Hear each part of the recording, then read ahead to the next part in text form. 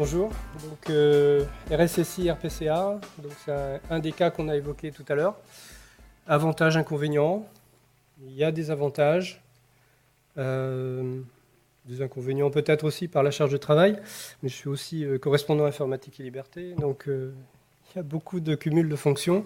Ça permet de savoir exactement l'ensemble des applications qui sont en œuvre au sein de la société, parce que la première phase que l'on fait, c'est le BIA, Business Impact Analysis, c'est l'identification de toutes les applications, les traitements, si on parle en tant que SIL, de la société. Donc, avoir les différentes visions, ça peut apporter des choses intéressantes. Alors, je vous ferai un retour d'expérience sur des exercices. Alors, heureusement, ou pas, enfin, je ne sais pas, peut-être... heureusement pour nous, peut-être pour vous, ça aurait été mieux si on avait eu un vrai PCA à mettre en œuvre. On n'a pas eu de crise majeure de disponibilité en 30 ans.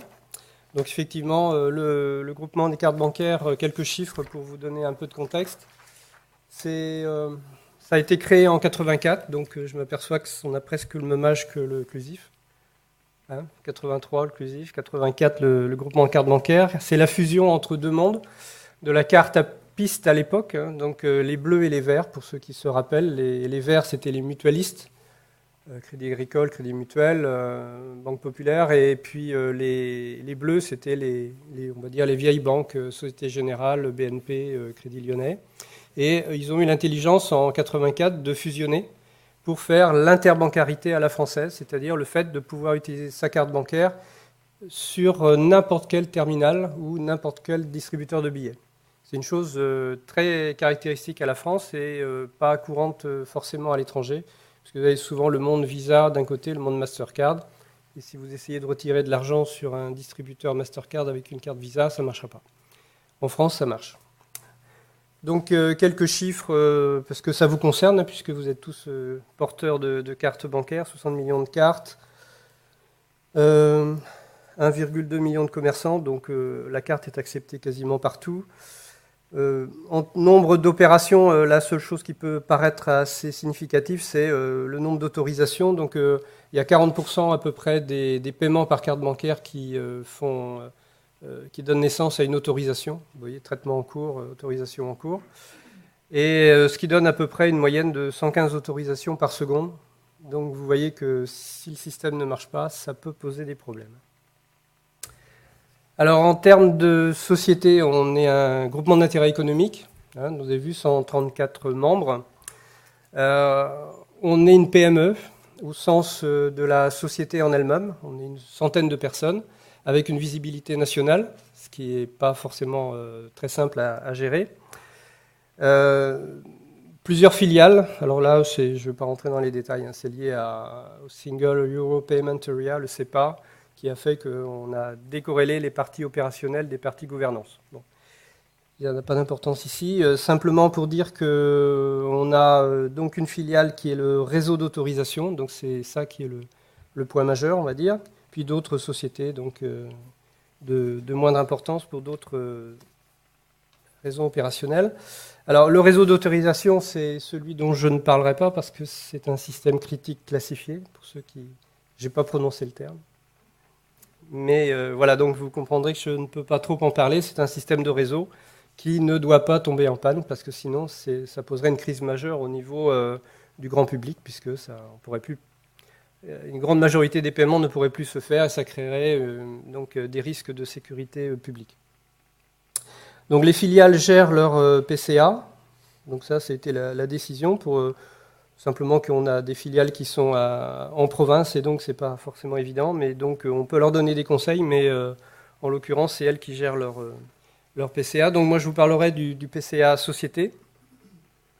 Donc on a plusieurs PCA, j'ai mis au pluriel. Donc on a le PCA de l'établissement, donc la société, les collaborateurs et 3 services critiques. Donc, on a des services de lutte contre la fraude, donc qui gèrent des données qui sont partagées avec notre filiale, donc en relation directe avec les services d'ordre, police gendarmerie. On a un service de gestion des clés, alors qui n'est pas critique en soi, sauf si ça arrivait à des périodes sensibles. Donc c'est des clés cryptographiques, hein, donc on a un service de 7 personnes qui gère des key cérémonies pour les banques, pour le raccordement des banques avec le réseau et pour diverses choses. Donc ça pourrait devenir critique s'il y avait une conjoncture de problématiques temporelles qui créaient un problème. Bon. A priori, tout est planifié, tout se fait régulièrement dans le temps et il n'y a a priori pas de criticité. Néanmoins, ce sont des systèmes extrêmement spécifiques. Ce n'est pas des PC lambda, c'est des PC avec des cartes crypto très, très particulières. Et donc, on a un backup également dans notre filiale. Donc, il y a un PCA spécifique pour cette partie-là. Et on a un autre PCA très particulier qui est ce qu'on appelle le système d'information carte bancaire. On a abrégé le SICB, donc qui a un contrat avec un prestataire Worldline, qui a un backup, lui, à Francfort. Et donc, on a testé également ce système-là en relation avec nos membres, puisqu'ils sont raccordés au système d'information carte bancaire. Donc, voilà pour les différents PCA que l'on gère. Je vais rester un petit peu sur le PCA de l'établissement. Et comme tout à l'heure, comme Stéphanie, je vais essayer de voir l'aspect humain dans ces exercices-là, puisque je ne rentrerai pas dans les aspects techniques, hein, mais plutôt dans la partie comment ça se gère avec les personnes. Bon, alors comme beaucoup de sociétés, on a des PCA qui sont modulaires en fonction de la cause, mais les conséquences sont relativement les mêmes, hein. Néanmoins, en fonction de la cause, crue centenale, épidémie, on a évidemment des dispositions qui sont pas les mêmes. Et, voilà. Donc on a la chance, vu la taille de la société et vu le fait qu'on a une filiale qui n'est pas très loin, mais suffisamment loin pour des crises régionales quand même, on a un site dédié. C'est assez exceptionnel, hein. Je suis désolé pour mon ami Nicolas, mais...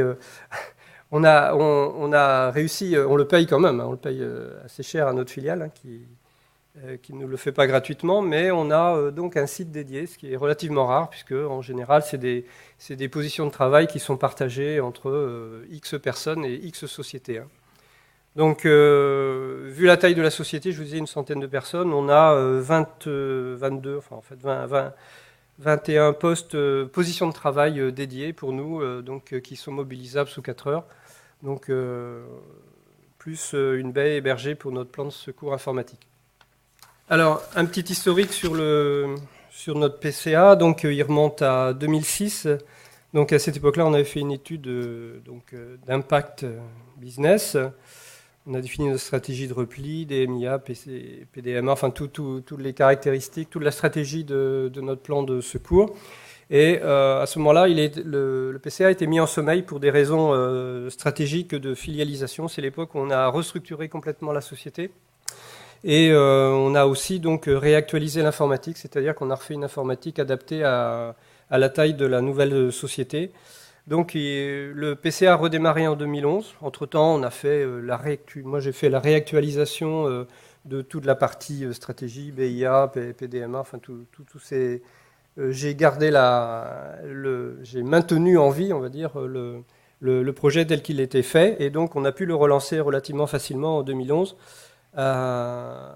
Et on a commencé à faire nos exercices donc en 2012-2013. Et un exercice de crise pour la cellule crise décisionnelle en décembre dernier. On a décorrélé les deux pour ne pas créer trop de problèmes. Donc des exercices avec le personnel en 2012 et 2013 et un exercice avec la direction générale en décembre 2013. Alors la maintenance l'encadrement, donc c'est principalement moi, mon backup et un contrôleur interne. Un correspondant par direction, donc on a décidé d'avoir un relais au niveau des directions. Le service informatique, bien sûr, un consultant qui nous a aidés dans la mise en œuvre, et un correspondant, évidemment, dans notre filiale pour assurer la relation, donc pour les exercices, préparation des exercices et procédure de déclenchement, de mobilisation et de déclenchement du PCA. Alors, la partie sensibilisation, donc c'est là où je vais rester un petit peu plus longtemps. Donc, j'ai la chance d'avoir accès assez facilement au comité de direction, au comité sécurité. Et donc, quand je fais mes comités sécurité, j'ai toujours une partie sur le plan de continuité d'activité. Et donc, la sensibilisation de la direction a été bien faite depuis assez longtemps. Et donc, j'ai pu avoir le support de la direction générale pour faire aussi des passages d'informations auprès de l'ensemble du personnel. Donc, lorsqu'on a des grands messes avec tout le monde, eh bien, on essaye de faire passer à ce moment-là la sensibilisation sur le PCA, sur le prochain exercice, sur les gens qui vont être touchés. Et voilà. Donc, pour les exercices, on a fait donc, des informations aux chefs de service, des personnels impliqués. Donc, on s'est rendu compte que c'était important de sensibiliser également les couches intermédiaires. C'est pas évident, mais on verra que ça peut poser des problèmes aussi par la suite, et que cette sensibilisation du personnel, enfin des responsables intermédiaires, est très importante. Donc, pour nous, c'était le relais de motivation des troupes. Hein. C'est-à-dire que s'adresser aux troupes, c'est bien, mais il faut qu'ils aient le support de leur direction pour bien participer. Et aussi, comme je l'indique là, la justification du temps passé. C'est quelque chose qu'on verra qu'il est important de rappeler à chaque fois. Pourquoi est-ce qu'on va bloquer les personnes pendant une journée? C'est parce que voilà, ça pourrait poser des problèmes s'ils ne sont pas suffisamment rodés, mais on verra que la répétition, la deuxième fois, c'est moins facile que la première. Et puis évidemment, information des personnes concernées. Donc pour le premier exercice, on a fait des formations un mois avant pour que l'information ait le temps de passer. On a impliqué évidemment les correspondants PCA, parce que c'était leur rôle, hein, donc de travailler par temps calme, mais aussi par temps de... même si c'est une simulation, par temps de crise. Donc, important de les sensibiliser pour être proche du personnel qui va être mobilisé. Hein. Donc, au-delà de la formation du personnel, on a fait un briefing la veille, puis un débriefing le lendemain. On verra que ça aussi, c'est très important. Il ne faut pas que les gens soient surpris. On a besoin de les encadrer très fortement, surtout pour le premier exercice. Donc il faut presque les prendre par la main pour les emmener vers le site de repli. Alors, je vais dire carrément, pour la première fois, c'est un choc psychologique. Alors, qui pour moi était très positif, hein, parce que pour eux, c'était la concrétisation de tout ce que je leur racontais depuis des années, quoi. En gros, j'étais un peu l'emmerdeur là, qui était là, à leur faire dire qu'est-ce qu'ils avaient comme process dans leur métier, voilà, donc faire des procédures, de quoi j'ai besoin, tout ça. Et en fait, il y a eu un choc psychologique. Ils ont dit « Ah oui, c'est ça. C'est ça, un PCA, ça se passe comme ça. » Et ça a été vraiment très formateur. C'est-à-dire j'ai eu une adhésion de tout le personnel qui ont enfin compris qu'est-ce que je faisais, quoi. Et pourquoi je les mobilisais comme ça. Donc, il a fallu trouver le lieu. Alors ça, la veille, on leur avait fait un plan, Mappy, quel bus il fallait prendre, tout ça. Ça a beau être tous des Parisiens, et ça se passait aussi en région parisienne. On avait l'impression de les envoyer en province, dans un endroit qui n'était pas connu, quoi. Donc, même des choses comme ça, on n'a perdu personne. On a récupéré tout le monde, mais il y en a qui nous ont dit que c'est compliqué à trouver. Bon, voilà, vous voyez. Donc, changement des habitudes, ça désoriente. Et puis là, ils ont vu une salle avec des PC tous alignés côte à côte, comme ça, et donc une déstabilisation complète psychologique. Hein. Bon, au bout d'une demi-heure, ça allait beaucoup mieux. Donc, une feuille de route, chacun avait dû préparer une feuille de route, c'est-à-dire qu'est-ce que je vais devoir faire, qu'est-ce que je vais devoir tester. Et ça commençait par allumer le PC, rentrer mon user, voilà. Mais c'est bête, mais il y en a qui étaient perdus parce qu'ils n'avaient pas leur bureau. Le bureau, l'écran, enfin le fond d'écran, voilà, c'est plus comme avant, mais sur quoi je tape? Sur le clavier. Et voilà, bon, on en était à peu près à ce niveau-là voilà. Donc, tout s'est fait, mais vraiment, c'était vraiment du pas à pas. Et on s'est aperçu que pour certains, c'était vraiment nécessaire. Pour d'autres, bon, ils se sont habitués assez vite. Et donc, voilà. Donc dans cette feuille de route, c'était les tâches à tester. Certaines, alors évidemment, certaines sont en simulation parce qu'on n'a pas les moyens de faire pour de vrai. Donc, ils savaient que ce qu'ils allaient faire, c'était pour rien. Ils ne le retrouveraient pas en rentrant. Pour d'autres applications, c'était pour de vrai. Parce que c'est des applications qui tournent avec des systèmes qui sont en ligne. Et donc, voilà, il fallait tester tout ça. Le fax, le téléphone, est-ce que, voilà, passer un coup de fil à un collègue, essaye de me rappeler pour voir si ça marche. Ouais, oui, ça marche. Tester le fax, la messagerie, voilà. Donc, c'est des choses extrêmement basiques, mais l'expérience montre qu'il faut vraiment l'écrire pour que dans le peu de temps qui est consacré à l'exercice, les gens sachent exactement ce qu'ils ont à faire. Donc, forte implication du personnel, ça on était très satisfait. Concrétisation des messages qui jusqu'à présent étaient virtuels, c'est-à-dire c'était du blabla, mais là, voilà, ils ont compris. Il y avait tous les non-dits qu'ils ne nous avaient pas dit lors de l'établissement des processus. Ils avaient oublié de nous dire « Ah oui, mais habituellement, dans mon tiroir, j'ai un petit carnet avec les noms des correspondants, mais là, je ne l'ai plus. » Bah oui, mais on t'avait dit de vérifier tous ceux dont tu avais besoin. Donc, pour eux, ça a été, au-delà du choc psychologique, ça a été une prise de conscience de, effectivement, il faut penser à regarder toutes les choses dont j'ai besoin au cours de mon travail, et pas forcément au jour le jour, mais aussi, parfois c'est une fois par mois, ou parfois une fois par trimestre, j'ai une opération à faire. Parfois c'est annuel. Enfin, voilà. Donc, si la crise tombe le jour où, justement, j'ai un bilan annuel à faire, ou quelque chose comme ça, est-ce que j'ai toutes les données pour pouvoir le faire ? Donc, depuis, ils ont tout copié sur les serveurs. Enfin, voilà, donc tout ça. Et puis, il y a aussi l'aspect donc prise de conscience qu'on travaille sur un espace qui est très réduit. On n'a plus son bureau, donc on a à peine de quoi poser un papier. Et à l'inverse, une solidarité spontanée. C'est-à-dire que dès qu'il y en a un qui ne savait plus, un collègue allait l'aider. Donc, il y avait une notion c'est plus comme avant. Et là, il y a une solidarité qui se fait. Au moins pour l'exercice, ça marchait comme ça. Et concrétisation également pour le service informatique, qui était absolument très confiant en lui-même. Et ça a été ric-rac pour que ça marche.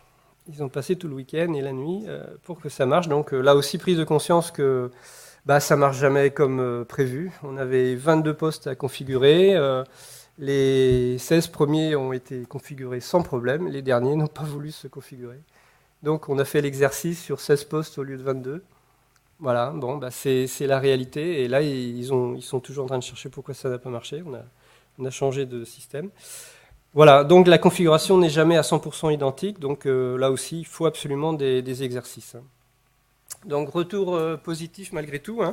Le personnel très satisfait malgré les difficultés. Donc, ils ont beaucoup apprécié le débriefing du lendemain. Ils ont pu s'exprimer à chaud. Ça, c'était hyper important pour eux. Voilà, le soir on s'est quitté, tout le monde est rentré. Le lendemain, on faisait une réunion. Alors, qu'est-ce que vous en avez pensé ? Voilà, ils ont pu s'exprimer immédiatement et on s'est donné rendez-vous à la fois d'après pour le prochain exercice. Et ils ont énormément apprécié de pouvoir débriefer tout de suite.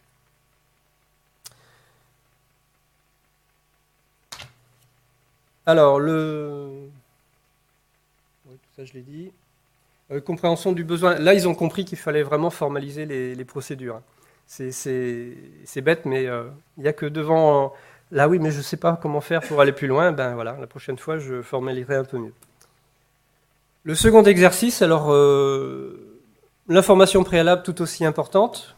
On a pu le faire devant tout le personnel également, via ma direction générale. Alors, on a... Où est-ce que je l'ai mis ?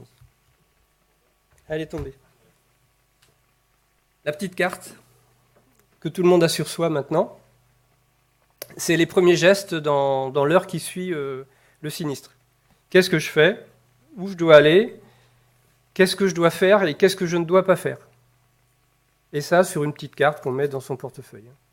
Donc, certains l'ont flashé et puis l'ont mis sur leur téléphone portable. Pour les autres, c'est simplement la petite carte papier. Il y a le numéro vert. Nous, on a choisi... la consigne, c'est... même problème que Stéphanie, pour la liste du personnel. Problème avec le RH, avec ouais, j'ai pas envie de donner mon numéro personnel, tout ça. Bon. Donc l'obligation qu'ils ont, c'est d'appeler 2 fois par jour le numéro vert pour avoir le message qui leur dit la consigne à suivre. Voilà, donc ça c'est notre choix. On a d'autres moyens pour arriver à les joindre via leur responsable, mais la consigne c'est au minimum appeler ce numéro vert 2 fois par jour et vous aurez le message qui vous dit est-ce qu'il faut aller sur le site de repli ou pas, rester à la maison, voilà. Donc ça c'est notre Bible. Donc il faut refaire des formations tout simplement parce qu'il y a des mouvements de personnel et que ça c'est important pour ceux qui n'ont pas pu participer. On n'avait pas pu faire participer tout le monde, donc même s'il n'y a que 22 postes, on a mobilisé et formé 50 personnes qui peuvent venir avec des roulements qui sont organisés par leur responsable de service. Il y avait aussi des nouvelles applications, donc il fallait les tester. Alors, il y a quand même des difficultés, c'est la motivation. Pour eux, c'était plus une découverte. Ils étaient déjà venus l'année d'avant, ils savaient comment y aller. Bon, moi, je ne veux pas rester une journée sur ton site, je vais faire mes trucs et puis dès que j'ai fini, je me casse. Bon, voilà, ça c'est un petit peu le problème. C'était plus une découverte pour certains et donc, si je peux dire, le charme de la découverte était passé et donc c'était pris un peu plus comme une obligation. Puis voilà, ça a bien marché l'année dernière. Bon, donc ça va bien marcher cette année, il n'y a pas de raison de le refaire, quoi. C'est un peu le problème. Et pour les chefs de service, ben voilà, le problème, ça prend du temps ton exercice. Moi, pendant ce temps-là, j'ai mes personnes qui ne sont pas là pour faire le travail. Bon, néanmoins, le personnel a voulu aller plus loin. Cette fois-ci, ils avaient buté sur un certain nombre de problèmes qu'ils n'avaient pas pu résoudre la fois d'avant, l'année dernière. Donc, ils ont voulu aller plus loin. Peut-être plus vite, mais plus loin. Donc, ça, c'était très intéressant. Et puis, pouvoir tester des nouvelles applications aussi.